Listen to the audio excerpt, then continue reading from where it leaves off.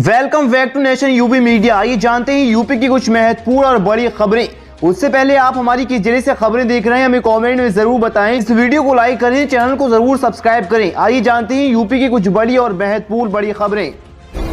UP में 7 IAS अफसरों का ट्रांसफर। बरेली मेरठ को मिले नए कमिश्नर। नोएडा गिरोनों के सीई बदले। उत्तर प्रदेश में योगी आदित्यनाथ सरकार में प्रशासनिक फेरबदल का दौर जारी है। शासन ने एक बार फिर बड़ा प्रशासनिक फेरबदल करते हुए शुक्रवार दोपहर 7 आईएएस अधिकारियों का ट्रांसफर कर दिया। मेरठ बरेली के मंडल युक्त बदले गए। आईएएस शिल्पा कुमारी जो बरेली से मेरठ का मंडल युक्त नियुक्त किया गया। वहीं आईएएस सारिका मोहन को बरेली का नया मंडल युक्त बनाया गया।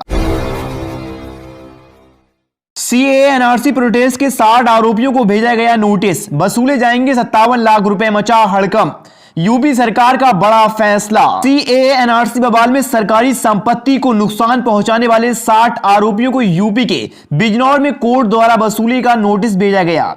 इससे हड़कंप मचा हुआ है। पुलिस ने 60 में से 56 लोगों को यह नोटिस तामील करा दिया। उत्तर प्रदेश में लोक तथा निजी संपत्ति वसूली दावा न्यायाधिकरण मेरठ के अध्यक्ष द्वारा नहटोर 60 लोगों को नोटिस भेजा गया, जिसमें कहा गया है कि 20 सितंबर 19 को नहटोर कस्बे में सीएनआरसी के खिलाफ प्रदर्शन में बवाल हुआ। इसमें पुलिस की सरकारी जीप सहित निजी संपत्ति को नुकसान पहुंचाया गया। मुकदमा संख्या 444/2019 दर्ज करते हुए 60 लोगों को आरोपी बनाया गया। 57 लाख रुपए की संपत्ति का नुकसान हुआ था। पुलिस ने 57 लाख रुपए की सरकारी और निजी संपत्ति को नुकसान पहुंचाने का आरोप लगाते हुए वसूली के लिए कोर्ट में आवेदन किया था।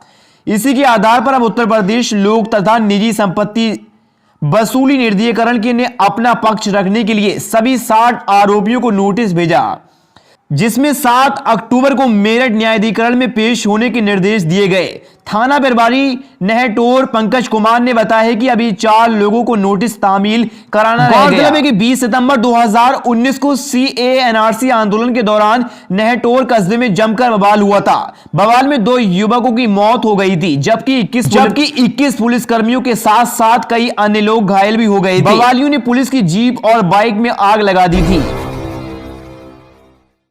यूपी समेत देश के राज्यों में 3 दिनों तक भारी बारिश के आसार नजर आ रहे हैं। मौसम विभाग ने पूर्व अनुमान जारी करके बताया है कि हिमाचल प्रदेश, उत्तर प्रदेश, उत्तराखंड के कई इलाकों में 2 से 3 दिनों तक बारिश होने वाली है। विभाग के अनुसार 6 अक्टूबर के बाद से 2-3 दिन तक हिमाचल प्रदेश, उत्तराखंड और उत्तर प्रदेश में मध्यम से तेज बारिश होगी। इसके अलावा नॉर्थ ईस्ट इंडिया और पूर्वी हिस्सों में भी अगले 3 से 4 दिनों तक तेज बारिश होने के आसार हैं। यूपी के सरकारी प्राइमरी स्कूलों में नियुक्त होंगे रिटायर्ड शिक्षक।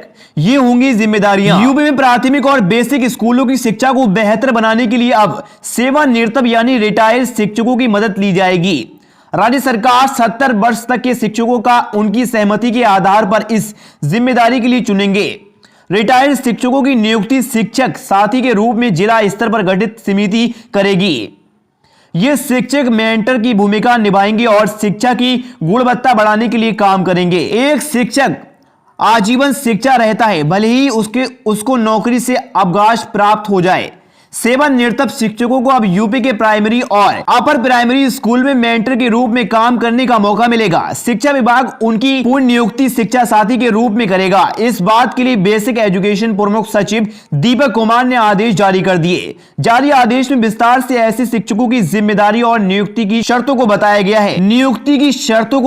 है। ये आदेश बेसिक शिक्षा परिषदीय स्कूलों के साथ कस्तूरबा गांधी बालिका विद्यालय केजीबी पर भी लागू होगा। शिक्षक साथी के रूप में इच्छुक रिटायर्ड शिक्षकों की नियुक्ति होगी। इनके कार्यकाल 1 वर्ष का होगा। हालांकि 1 साल बाद इस कॉन्ट्रैक्ट को बढ़ाया जा सकेगा। शिक्षकों के परफॉर्मेंस के आधार पर कॉन्ट्रैक्ट रेन्यू होगा। शिक्षक साथी की नियुक्ति की अधिकतम आयु 70 वर्ष होगी। राज्य और राष्ट्रपति पुरस्कार प्राप्त शिक्षकों को चयन में वरीयता की दी जाएगी। इस नियुक्ति के लिए शिक्षक का परिषद के विद्यालयों में अपने सेवा काल में सहायक टीचर या प्रिंसिपल के रूप में 5 साल का अनुभव होना भी जरूरी है। यूपी के कानपुर हादसा, सीएम योगी आदित्यनाथ ने की पीड़िताओं के परिवार से मुलाकात, घायलों का भी जाना हालचाल। उत्तर प्रदेश के कानपुर जिले में शनिवार रात हुई सड़क हादसे में 26 लोगों की मौत के बाद रविवार को मुख्यमंत्री योगी आदित्यनाथ ने पीड़ितों के परिवार से मुलाकात कर मुख्यमंत्री ने हादसे में घायल लोगों से कानपुर के हेरिड हॉस्पिटल से मुलाकात कर उनका हालचाल जाना। मुख्यमंत्री ने डॉक्टरों को घायलों के बेहतर इलाज के भी निर्देश दिए। मुख्यमंत्री ने घायलों से मुलाकात के बाद कहा है कि शनिवार को कानपुर में 2 सड़क हादसे में 31 लोगों की मौत हुई। दोनों ही हादसे अत्यंत की दुख हैं। हादसे में प्रधानमंत्री, राष्ट्रपति, गृह मंत्री और रक्षा मंत्री ने भी दुख जताया। मैंने आज पीड़िताओं के परिवार से मुलाकात की, घायलों का भी हालचाल जाना। प्रधानमंत्री राहत कोष की तरफ से मृतकों के परिवार को 2 लाख रुपए आर्थिक सहायता का ऐलान किया गया। घायलों को 50-50 हजार रुपए मुआवजा दिया जाएगा। इतनी ही राशि राज्य सरकार की तरफ से दी जाएगी। मृतकों के अंतिम संस्कार के बाद उन्हें यह सहायता राशि प्रदान की जाएगी। इस दौरान उन्होंने एक बार फिर अपील की है कि सड़क हादसों में लगातार जनहानि हो रही है, इसे रोकने के लिए अभियान चलाया जाएगा। मुख्यमंत्री ने कहा कि ट्रैक्टर ट्रॉली का इस्तेमाल कृषि कार्य या उससे जुड़े कामों में ही कीजिए, उससे सवारी ढोने का काम नहीं होना चाहिए। सड़क परिवहन मंत्री से इस संबंध में बातचीत होगी। जल्दी सड़क सुरक्षा अभियान चलाया जाएगा। गौरतलब है कि शनिवार रात को मुंडन संस्कार से वापस लौट रहे श्रद्धालुओं से भरी ट्रॉली अनियंत्रित होकर एक तालाब में जा गिरी। इस हादसे में 9 महिलाओं और 12 बच्चों समेत 26 लोगों की मौत हो गई। इस हादसे के बाद चकेरी थाना क्षेत्र में भी एक हादसा हुआ। इस हादसे में एक ट्रक ने लोड को टक्कर मार दी, जिसमें 5 लोगों की मौत हो गई। ऐसे ही डेली खबरों के लिए आप नेशन यूपी मीडिया को सब्सक्राइब करें और फेसबुक पर देख रहे हैं तो पेज को लाइक करें। अगर आप ये वीडियो यूट्यूब पर देख रहे हैं तो चैनल को सब्सक्राइब करें और वीडियो को लाइक करें, ज्यादा से ज्यादा शेयर करें। मिलते हैं एक और एक नए वीडियो के साथ, जब तक के लिए जय हिंद।